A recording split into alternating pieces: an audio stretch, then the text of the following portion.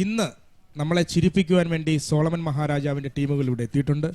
നമുക്ക് എല്ലാവർക്കും സുപരിചിതമായ ടീമുകളാണ്. ഒരുപാട് ടി വി പരിപാടികളിലൂടെ ഒക്കെ തന്നെ നമുക്ക് എല്ലാവർക്കും പ്രേക്ഷകർക്ക് എല്ലാവർക്കും ഇഷ്ടപ്പെട്ട ആർട്ടിസ്റ്റുകളാണ്. ഈ ഉപ്പോളം വരുമോ ഉപ്പിലിട്ടത്?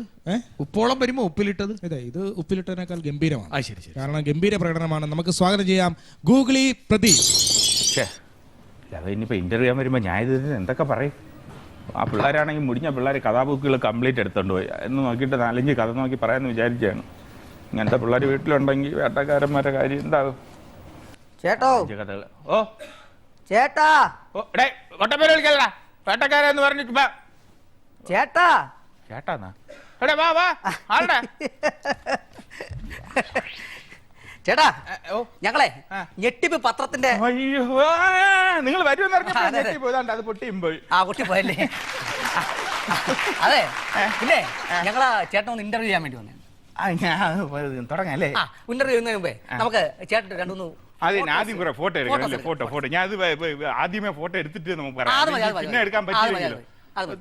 ഫോട്ടോഗ്രാഫർ അശോകാ, ചേട്ടൻ രണ്ടും നല്ല സ്റ്റിൽ, നന്നായിട്ട് എടുത്തു. നല്ല സ്റ്റിൽ. എന്റെ ഈ ജോലിപരമായിട്ടുള്ള അത് മതി. ഇതെന്തോന്ന് ഹനുമാൻ മലയും കൊണ്ടുപോകുന്നത്? ഹനുമാനല്ല, ഇത് നമ്മൾ ഈ വേട്ടയ്ക്ക് മൃഗം ഇറങ്ങിയിട്ടെന്ന് പറയുമ്പോ നമ്മൾ ഇവിടെ വീട്ടിൽ നിന്ന് പുറപ്പെടുന്നത്. അങ്ങനെ കൊള്ളാം, നന്നായിട്ടുണ്ട്. ഇത് വേണ്ടേ? ഇത് വേണ്ട. വേറെ എന്നാ വേറെ. ഇതെന്തോന്ന് ബാത്റൂമിൽ ഇരിക്കുന്നത്?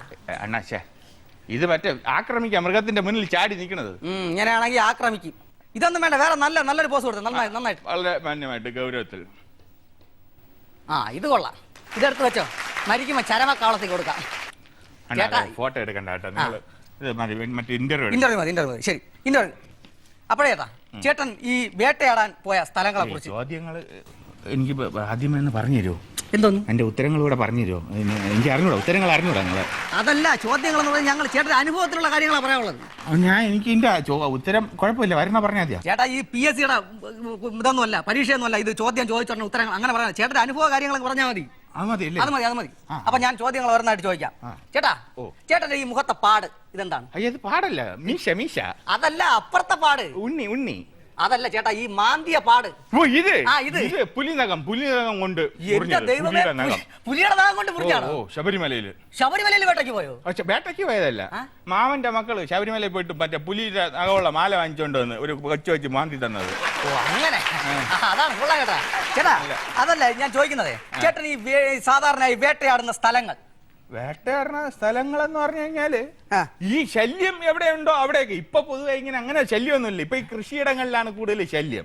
അങ്ങനെ കൃഷി നശിപ്പിക്കാനായിട്ട് എന്തെങ്കിലുമൊക്കെ വന്നു കഴിഞ്ഞാൽ നമ്മൾ പോയി അതിനെ വലിയ കണിയൊക്കെ വെച്ചാക്കി അങ്ങ് എടുത്തോണ്ട് പോകും. കൂടുതൽ ഈ മരിച്ചിനീര മൂട്, വാഴയുടെ മൂടൊക്കെ തോണ്ടും. ചേട്ടാ, അതല്ല ചേട്ടൻ വേട്ടയാടിയ കഥകൾ, ആ കഥകളാണ് എനിക്ക് അറിയേണ്ടത്. കഥകളാ? അതെ, വേട്ടക്കാരന്റെ കഥകൾ. വേട്ടക്കാരന്റെ കഥകൾ എന്ന് പറയുമ്പോ ഒരിക്കൽ ഒരിക്കൽ ഒരു നാട്ടിൽ ഒരു ഗ്രാമത്തിൽ പെട്ടെന്നൊരു പുലി ഇറങ്ങി. അങ്ങനെ ഗ്രാമവാസികളെല്ലാം കൂടെ ഗ്രാമത്തലവന്റെ അടുത്ത് ഓടിച്ചെന്ന് പറഞ്ഞു, പുലി ഇറങ്ങി, ഈ പുലിയിൽ നിന്ന് രക്ഷ കിട്ടാൻ എന്താണ് ഒരു വഴി? അപ്പോഴാണ് അവർ വേട്ടക്കാരനെ കുറിച്ച് ഓർത്തത്. എല്ലാരും കൂടെ നേരെ വേട്ടക്കാരന്റെ അടുത്ത് സഹായം അഭ്യർത്ഥിക്കുന്നു. വേട്ടക്കാരൻ ഈ പുലിയെ കീഴ്പ്പെടുത്തുന്നു. എങ്ങനെയാണ്? നല്ല കഥ. ശിക്കാരി ശംഭുവിന്റെയാണ്, ബാലരമേല. ചേട്ടന്റെ പേര് ശംഖു എന്നല്ലേ? ഇത് ബാലരമേല. നിങ്ങൾ കഥ പറയാൻ പറഞ്ഞു. അതല്ല, വേട്ടക്കാരന്റെ കഥയാണ് ഞാൻ ചോദിച്ചത്. വേട്ടക്കാരന്റെ കഥ, പക്ഷെ പടം കണ്ടില്ല. നല്ല പടമാണെന്ന് പറഞ്ഞാണ്, സ്റ്റണ്ടും അതൊക്കെ ഉണ്ട്. വിജയുടെ പടമല്ലേ വേട്ടക്കാരൻ? അതല്ല ചേട്ടാ, ചേട്ടന്റെ കഥ. ചേട്ടന്റെ കഥ. അവന്റെ കഥയൊന്നും പറയാതിരിക്കുകയാണല്ലോ. ഒരു കഥയില്ലാത്ത ചെറുപ്പക്കാരൻ രാവിലെ ബിവറേജ് തുടങ്ങി കഴിഞ്ഞാൽ നേരെ പോകും, 2 വാങ്ങിച്ചടിക്കും, അത് തന്നെ ചേരണം. കുടുംബം പോലും നോക്കൂല. എന്റെ ചേട്ടൻ. അയ്യോ, നിങ്ങളുടെ കഥ, ഇയാളെ കഥ. എന്റെ കഥ? അതെ. എന്റെ കഥ എന്ന് പറയുമ്പോ അപ്പൊ ഒരു കാര്യം ഞാൻ തന്നെ ചോദിക്കാം, ഓരോന്നായിട്ട് ചോദിക്കാം.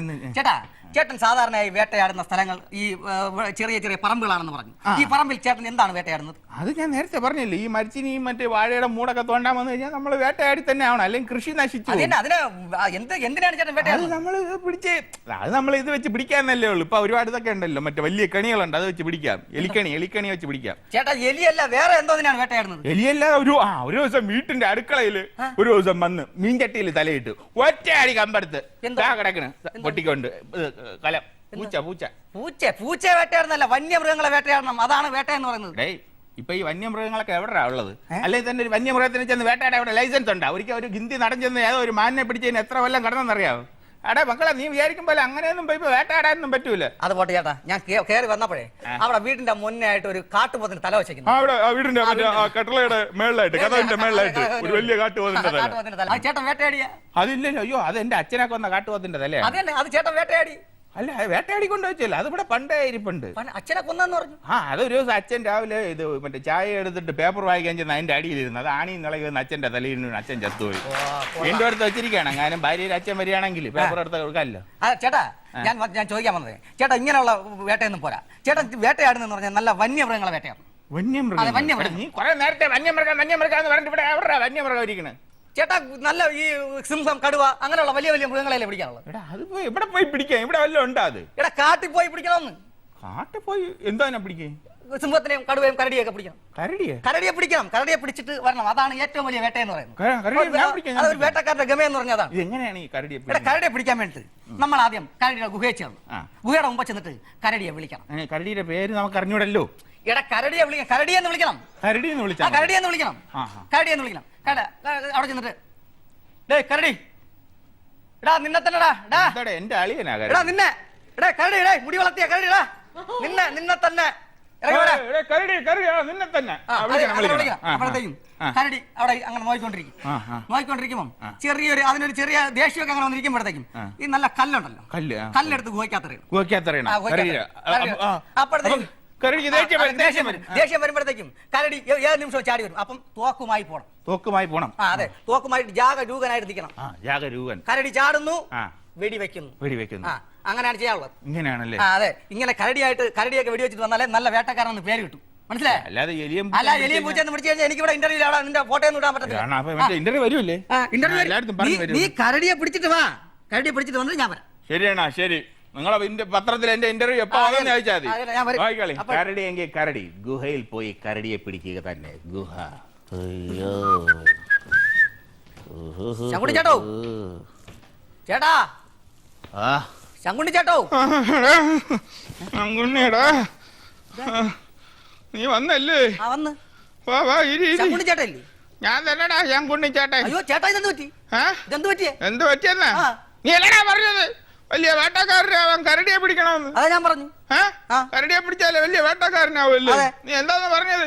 ഗുഹയിൽ ചെന്ന് കരടിയെ വെല്ലുവിളിക്കാൻ പറഞ്ഞു. നീ കാരണമാടാ എനിക്ക് ഈ ഗതി വന്ന. എന്നെ കൊണ്ട് നീ എന്തറിഞ്ഞു കൊള്ളാടാ. ചേട്ടാ എന്ത് പറ്റിയെന്ന് പറ. എന്ത് പറ്റിയെന്നാ? നീ പറഞ്ഞ പോലെ ഞാൻ ചെന്ന് കരടിയെ പിടിക്കാനായിട്ട് അവിടെ കാട്ടിലൊരു ഗുഹയുടെ ഫ്രണ്ടില് അവിടെ ചെന്നപ്പോ അവിടെ ഞാൻ കൊറേ നേരം നിന്ന് കരടിടാ കരടി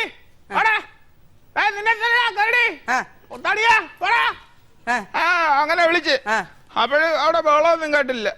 പിന്നെ പറയാൻ വന്നത് അടുത്ത് ഞാൻ കല്ലാണെങ്കിൽ അവിടെ ഇഷ്ടം പോലെ കിടപ്പുണ്ടായിരുന്നു, നല്ല മെറ്റലുകള്. ഞാൻ വാരി നേരെ ഗുഹയ്ക്കകത്തോട്ടല്ല ഇറങ്ങി. അപ്പൊ അതിനകത്ത് ഒരു ബഹളമൊക്കെ